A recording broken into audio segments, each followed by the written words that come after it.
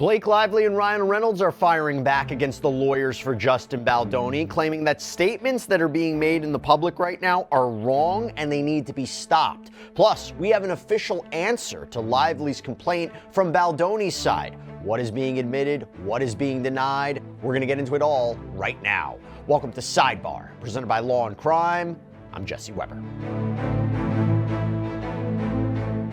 Okay, so more legal back and forth that's going on in the Justin Baldoni, Blake Lively, Ryan Reynolds saga that's unfolding before our eyes every day. Right now, what we want to do is we want to break down the latest filings in this case, what this all means, but what are we talking about here? We need to set the stage. So we're talking about how actress Blake Lively first filed a civil rights complaint and then an official lawsuit against her co-star and the director of the movie It Ends With Us, Justin Baldoni. She has accused him of sexual harassment, a hostile work environment on the set, and, this is important, that he was behind this alleged retaliatory PR campaign against her after she spoke up about Baldoni's alleged misconduct on the set. And what do I mean by misconduct? Well, she's accused Baldoni of things like making inappropriate comments about her appearance, improvising intimate scenes and kissing scenes on set, talking about pornography, coming into her trailer unannounced, including while she was breastfeeding, crying in front of her, having his friend play the part of the obstetrician during a very intimate birthing scene. And she says, in terms of the retaliatory campaign, it's that he and his team of crisis management and PR experts devised a deliberate social media, online, digital, and PR campaign against her to manipulate public perception against her. And look, I've said this before, I personally remember there was a lot of negative attention turned towards Blake Lively around the time of this premiere of It Ends With Us. She claims that was all Baldoni's fault. He actually says it's her own doing, right? That her own interviews, her own statements, it was all her fault that she received all this negative press. But in her filing, she actually included screenshots of messages between the defendants that she obtained through a subpoena. Messages like, "I'm having reckless thoughts of wanting to plant pieces this week of how horrible Blake is to work with, just to get ahead of it." Or there was a message about how Baldoni wants to feel like Miss Lively can be buried. And there was a response from his crisis manager at the time, "You know we can bury anyone." Now, Baldoni denies all of this, and he actually countered this with a bombshell lawsuit of his own, accusing Blake Lively of deliberately misrepresenting situations and conversations that they had to ruin his reputation, to make him look bad, and that her main goal was to slowly take control over the film that he directed and produced. In his lawsuit, he included text message conversations of his own between him and Blake Lively and others that he says refutes Lively's claims, such as a text where she allegedly invited him into her trailer while she was breastfeeding, or other conversations purportedly showing she refused to meet with an intimacy coordinator and he had to be the middle person to work out the scenes with her. In other words, he tried to refute all of her allegations. And he also claims that Ryan Reynolds, Blake Lively's husband, got involved too. Allegedly pressured Baldoni to accept his wife's rewrites of a scene, allegedly telling Baldoni's talent agency to drop him as a client, allegedly verbally berating Baldoni after he supposedly asked about Lively's weight. But that wasn't the only action Baldoni took. No, he also separately sued the New York Times for defamation because they published a piece entitled "We Can Bury Anyone Inside a Hollywood Smear Machine" the day after Lively filed her complaint. He said that this was deliberate, it was coordinated with Blake Lively, that this had been worked out with her beforehand, that the publication produced what he perceives to be a misleading report by selecting key pieces of evidence, ignoring others, that it didn't publish the full context of what was happening. And by the way, we're planning to keep on covering this Lively Baldoni story as it continues, and for that, I gotta call out our incredible partner and sponsor, Morgan & Morgan. Their support helps us to keep on putting these episodes out there. Now let's talk about Morgan & Morgan, the exclusive personal injury law firm of Law&Crime. This is a firm with over 1,000 attorneys. Why? Because they win a lot. In the past few months, Morgan & Morgan secured a $29 million verdict for a bicyclist in Philadelphia, a $2.7 million verdict for a car accident victim in Florida, Florida, $5.6 million for a car crash victim in Georgia after insurance offered that client $0. And even if you think your case isn't worth millions of dollars, why not start a claim and fight for what you deserve? At Morgan & Morgan, they make it truly so simple. You can start a claim from your phone in just 8 clicks. So if you're injured, you can easily start a claim at forthepeople.com/LC Sidebar. Now, we have dedicated multiple sidebars to each lawsuit, including another one where a former publicist has sued Baldoni too. Now, if you want full breakdowns of those individual lawsuits and the claims and the arguments, we actually just did one last week with what will need to be proved by each side. You can check it all out on our Law&Crime YouTube page. But we can't go into everything. That was just kind of a quick recap and setting the stage of where we are. Because now what we want to do is we have to talk about the latest filings in this case. And the first issue surrounds public statements and actions that have been taken since the start of this litigation.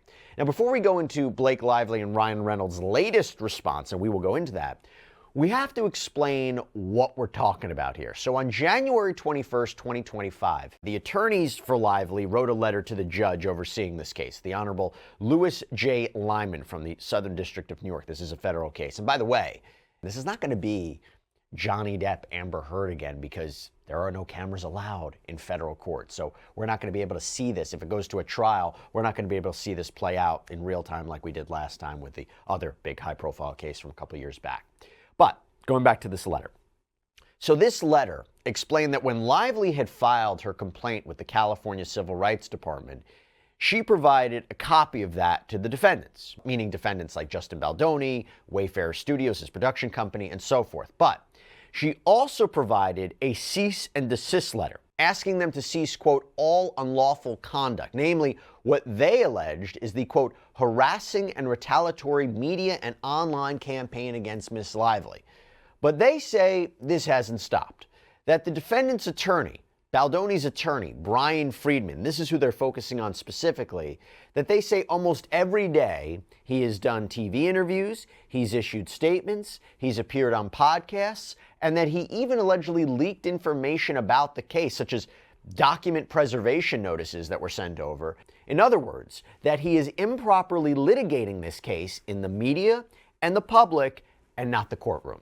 So their argument is not only is this an example of further retaliation against Blake Lively for her stepping forward with her allegations, but they allege that Freedman is making false statements too. For example, to give you a sense of the statements that they have taken issue with respect to Bryan Freedman, here is one of the statements that they cite in a separate exhibit. So this is a statement that was released to Deadline and other media outlets where Mr. Freedman reportedly stated, quote, I'm not going to speak to when or how many lawsuits we're filing, but when we file our first lawsuit, it is going to shock everyone who has been manipulated into believing a demonstrably false narrative. It will be supported by real evidence and tell the true story. In over 30 years of practicing, I have never seen this level of unethical behavior intentionally fueled through media manipulation. It reminds me of what NBC tried to do to Megyn Kelly and Gabrielle Union, and we all know how that ended up. Stand by. So Blake Lively, Ryan Reynolds, what they're saying is, look, we sent then a second cease and desist letter to Freedman directly.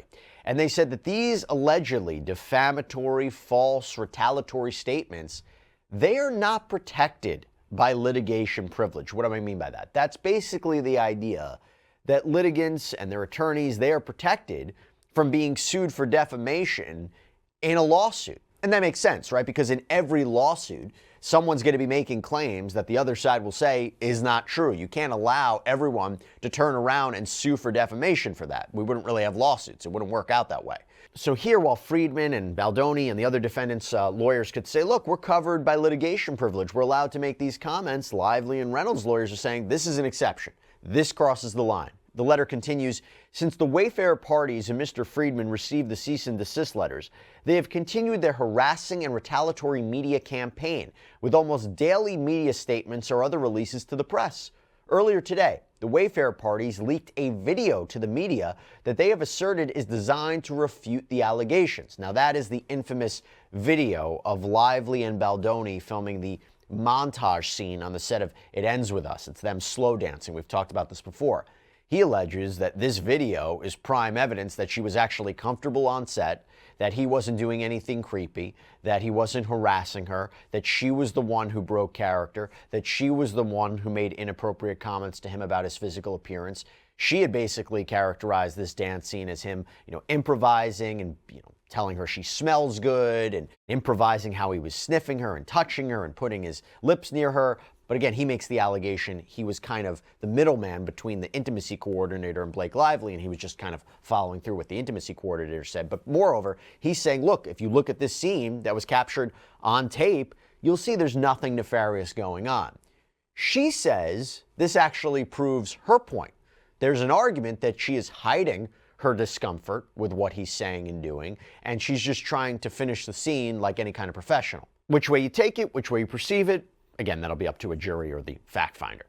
But the letter continues, alleging that Baldoni and the defendants and their counsel, they have indicated that they plan to create a website publishing all the text messages in this case. Again, they argue this is wrong. They say Freedman may even be violating the New York rules of professional conduct for lawyers by doing all this. Quote, his conduct threatens to and will materially prejudice both the Lively case and the Wayfarer case by tainting the jury pool because his statements are deliberately aimed at undermining the character, credibility, and reputation of numerous relevant parties, and likewise includes information the lawyer knows or reasonably should know is likely to be inadmissible as evidence in a trial, thereby creating a substantial risk of prejudice, not just for Miss Lively, but for numerous other parties in the matter. So they are asking the court to step in and say, hey, why didn't you ask the defendants if they actually plan to try this case in a courtroom or the court of public opinion?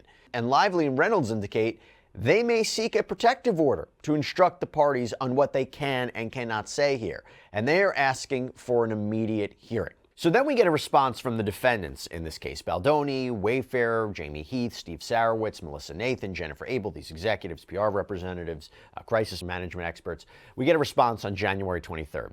And they argue that, quote, contrary to the inflammatory allegations in the Lively party's letter, they argue that Freedman and counsel didn't violate the rules of professional conduct. They write, quote, Rule 3.6a prohibits a lawyer who's participating in a civil matter from making extrajudicial statements, those are out-of-court statements, that will, quote, have a substantial likelihood of materially prejudicing an adjudicative proceeding in the matter. Putting aside that no such materially prejudicial statements have been made, Rule 3.6d creates an exception that allows the lawyer to make statements, quote, required to protect a client from the substantial prejudicial effect of recent publicity not initiated by the lawyer or the lawyer's client. So the main argument from the defendants, Baldoni and his team, is, look, we're allowed to make these comments to the media and the public because it was Lively and her team who started this. They provided the New York Times with a copy of her civil rights complaint. They amplified this. They made it public, including the text messages and the emails that were then published in that bombshell New York Times report. The lawyers for Baldoni and his team write, the Times regurgitated Miss Lively's allegations along with an array of cherry-picked, altered, and misleadingly spliced communications. The results have been utterly calamitous for Mr. Baldoni and the other Wayfarer parties, who instantly became objects of public scorn and contempt. Already, the Wayfarer parties have been exiled from polite society and suffered damages totaling hundreds of millions of dollars due to Miss Lively's scorched earth media campaign. So they are saying this was coordinated, this was done to rehabilitate Lively's public image since she had faced so much bad press and online comments during the release of It Ends With Us. And Baldoni has been described now as an abuser. In other words, we have a right to respond. And that also, they say, includes us responding in the public to the montage dancing video that we put out. Why? Because, quote, the Lively party's counsel publicly described the contents of video footage relating to Miss Lively's allegations as damning. Their statement continued, any woman who's been inappropriately touched in the workplace will recognize Miss Lively's discomfort. In the context of a media feeding frenzy initiated by Miss Lively, counsel for the Wayfarer parties adamantly and good faith believe that a public response is required in order to avoid prejudice. The Lively parties desire to force the Wayfarer parties to defend themselves privately against allegations made publicly is not a proper basis for a gag order. Now, all of that in mind, now I can get into what was just filed. So we have this new filing from the attorneys for Blake Lively and Ryan Reynolds. So the defendants here say it's okay to do what they're doing because Lively provided a copy of her complaint to the New York Times and that she started this all first. They argue that is baseless and that is incorrect. But also, they write, it ignores that under well-established public policy and federal law, victims and survivors of sexual harassment and sexual assault have the freedom to report and publicly disclose their abuse. And they cite the Speak Out Act. So that is a federal law that was passed a few years back that, for one thing, invalidated agreements like NDAs that would have prevented somebody from speaking out about claims of sexual assault or harassment in the workplace. So Lively and Reynolds argue that, quote, the position that the New York Times reporting on the CRD complaint permanently justifies engaging in provocative and prejudicial publicity distorts applicable ethical rules beyond recognition. That Freedman has been focusing in his public statements on what they say is improperly assassinating Lively's character, that's wrong. They write, this public commentary, including that he will sue individuals into oblivion and will shock everyone who has been manipulated into believing a demonstrably false narrative, is nothing other than publicity purposely initiated by the lawyer or the lawyer's client to perpetuate a public narrative of Mr. Freedman's own creation. They say we haven't been doing this. They argue to the court that all of the statements that we have been making on behalf of our clients were on the up and up. They were purposely made in a, quote, responsive posture, and they were done in compliance with the rules of professional conduct. And they further argue that when Baldoni, Wayfair, and the other defendants claim that, quote, no materially prejudicial statement has been made, look at what Freedman has been saying.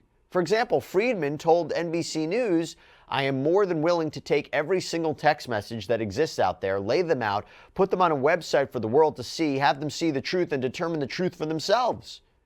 So Lively and Reynolds lawyers write, quote, such repeated promises to take discoverable evidence and package it for publicity outside the judicial context will materially prejudice the truth-seeking function of this court. I mean, one of the big concerns, of course, is all of this going to prejudice a future jury? By the way, they also say, look, Blake Lively, Ryan Reynolds, despite the reporting out there, despite what the defense is saying, we aren't seeking a gag order in this case. This case is already public. What we're asking for is the lawyers to follow the ethical rules. And this is how the letter concludes from Lively and Reynolds' counsel. Quote, the Wayfair parties are attempting to draw a dangerous false equivalence that may have profound consequences, not just for this case, but for other women who are sexually harassed in the workplace, given the high profile of this matter. These actions arose from one of the most fundamentally protected activities under the law, speaking out against sexual harassment and retaliation in the workplace. Relentlessly publicly attacking a plaintiff in a sexual harassment or retaliation case in the media and on social media is not a protected activity. The Lively Reynolds parties have provided the court with the kind of language that the Wayfair parties' counsel has been using in the media on a regular basis, which is clearly designed to try to destroy Miss Lively's character and paint her as a controlling, demanding bully who brought this on herself. They also claim that with respect to the allegations that the defendants launched a social media campaign to manipulate the public against Lively, they argue this may still be happening. Quote, the Lively Reynolds parties are informed and believe that these efforts have continued unabated since the CRD complaint was filed and may have even been accelerated. The administration of justice in this case will be severely compromised if this behavior continues. Yeah, so quite the response, but that is not the end of the story. Why? Because right before we were about to record this episode, we just got an update about another filing from Lively and Reynolds lawyers. I mean, just happened. Essentially, giving them more ammunition to their argument. Because in this new letter to the court, they write, quote, on Saturday, January 25th, 2025, in direct response to filings from the Lively Reynolds parties to this court regarding Mr. Freedman's recent prejudicial extrajudicial behavior, Mr. Freedman issued additional inflammatory content to tabloid media outlets that contains multiple false and defamatory statements and character attacks against Miss Lively. Those statements include, inter alia, that Miss Lively filed her California Civil Rights Department complaint with the sole intent to ruin the lives of innocent individuals and then went the extra mile to place blame on a fictitious smear campaign, and that Miss Lively's sexual harassment and retaliation complaint has devastated the entirety of the domestic violence community. Now, these statements apparently were reported by Page Six, but the lawyers go on to say, quote, Mr. Freedman also falsely asserted that the Lively Reynolds parties had raised concerns about his unethical and unprofessional behavior only because Miss Lively is fearful of the truth. That was apparently reported in a TMZ article. So they go on to say that what Freedman is doing is trying to influence the proceedings, taint a future jury pool, and they again say that this planned website to post selective communications and documents, what I mentioned before, it is going to be, quote, incomplete, biased, and prejudicial. And they say that Freedman's recent comments not only violate the ethics rules, which we talked about, but they say it also constitutes actionable defamation, meaning defamation they could sue for.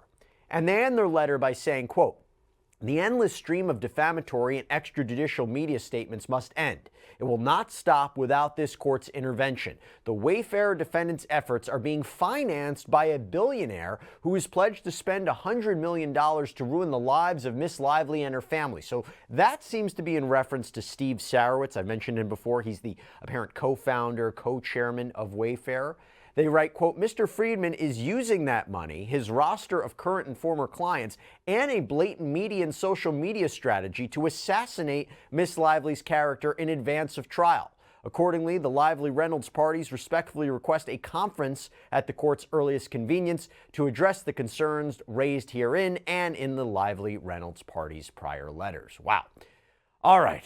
So you would think that's the end of the story. It is not, because I have one more thing I want to bring up. So the defendants, again, Wayfarer, Baldoni, Heath, Sarowitz, so forth, they have filed an official answer to Blake Lively's complaint. Now, to be clear, an answer doesn't get into the evidence and the defenses for each argument. Really, what it is going through, it goes through each line of the complaint, and they either admit it or they deny it or say they need more information. For example, at the very beginning it says, quote, answering the allegations in paragraph 1 of the complaint, defendant admits that a meeting was convened in New York on January 4th, 2024, prior to resuming filming of It Ends With Us. And as was laid out by Blake Lively, this was that all-hands meeting where she, Reynolds, Baldoni, different producers and executives, they attended to address certain issues before production resumed.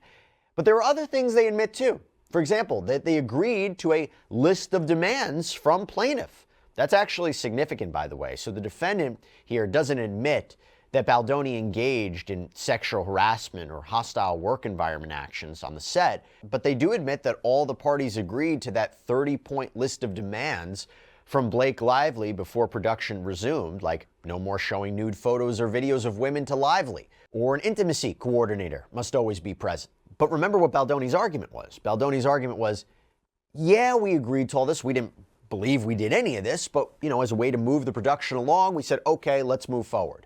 Now, I will say, it is also interesting that the defendants in this answer also admit that they sent text messages. I mean, when Lively produced copies of these text messages that she got through a subpoena, there's really nowhere else to go on that. You got to admit that you sent these, but it doesn't mean that Baldoni and the other defendants will agree to the context or the characterization that was laid out by Blake Lively. For instance, they write this, that the defendant admits the allegations that Mr. Baldoni sent communications containing the text set forth in the paragraph, and that was a text that he had sent Jennifer Abel, his PR representative, a screenshot with the message, this is what we need. So he admits that he sent the screenshot with the words, this is what we need. But the defendant, Justin Baldoni, also writes, quote, defendant denies all of the remaining allegations in the paragraph, meaning Lively's claim from her complaint that, quote, Mr. Baldoni set the narrative for the social media campaign, sending Miss Abel a screenshot of a thread on X that had accused another female celebrity of bullying women. So he's saying, basically, that's not why I sent the text. That's not what I meant by it. That's her characterization. We have a different characterization. But for pretty much everything else in this formal answer to Lively's complaint, it reads, answering the allegations in paragraph and whatever number it is, defendant denies such allegations, or defendant lacks knowledge or information sufficient to form a belief about the truth of such allegations, meaning it's too early in the case before discovery has even started to properly say whether or not something is true. But again, so you're seeing these admissions, you're seeing these denials, and you're seeing this, we need more information. And by law, That's the purpose of the answer there. The motions, the legal arguments, the disputes over evidence, that will all come later. And we believe there is a pretrial conference scheduled for February 12th, 2025. So we'll see if we get some more answers to all of this or what should happen next. But we will keep an eye out for what does happen next in the continuing saga of Justin Baldoni and Blake Lively and Ryan Reynolds. But that's all we have for you right now here on Sidebar, everybody. Thank you so much for joining us. And as always, please subscribe on YouTube, Apple Podcasts, Spotify, wherever you should get your podcasts. I'm Jesse Weber. I'll speak to you next time.